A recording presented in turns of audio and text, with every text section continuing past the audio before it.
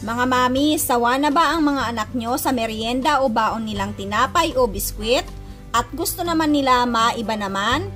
Eto, itry nyo. Madali lang tong gawin at lahat ng ingredients baka nasa kusina nyo lang. Masarap tong isawsaw sa ketchup and mayo, pwede ring budburan ng cheese powder. Tara, simulan na natin! Kailangan natin ng isang lata ng Jolly Whole Corn Kernels.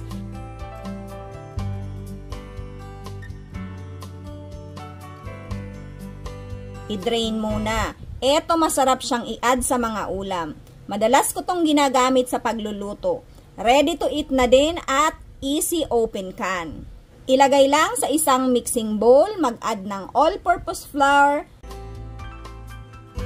cornstarch, asin at sugar. Mix well hanggang ma-coat ang corn. Set aside muna natin.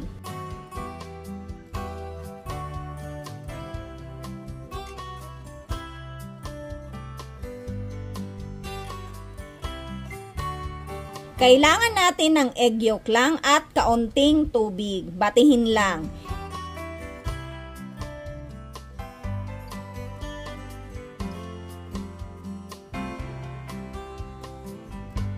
Ibuhos sa nakot na corn, haluin lang ng mabuti.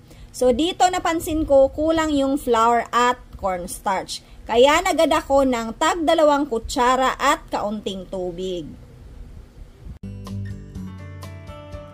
Dapat ganito ang mixture mga mamis. Kapag ganyan na, pwede nang bilugin. Lagyan ng cheese sa loob. Madikit ito mga mamis. Ang gawin nyo para hindi kayo mainis, after isang bilog, basain ang kamay ng kaunting tubig para maiwasan ang sobrang dikit sa kamay. Kagaya ng pinakita ko.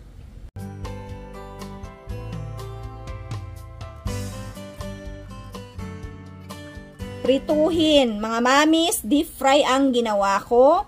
Kasi kapag kaunting oil, baka maging flat siya.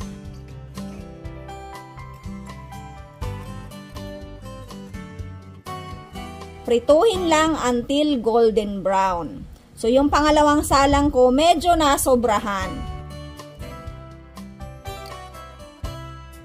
Diba ang dali lang? Sabi nga nila, kapag tayong mga nanay hindi nauubusan ng idea sa kusina, yan ang Jolly Love. Kaya try nyo na to. Masarap tong isawsaw sa mayo at ketchup. Pero dahil wala akong mayo, sandwich spread at ketchup ang ginamit ko. Pero mas masarap dahil sa pickles. Kung cheese powder lang ang meron kayo, pwedeng-pwede yan. Alam nyo, gustong-gusto to ng mga anak ko. Try nyo na din, baka magustuhan nila. Madali lang siyang gawin.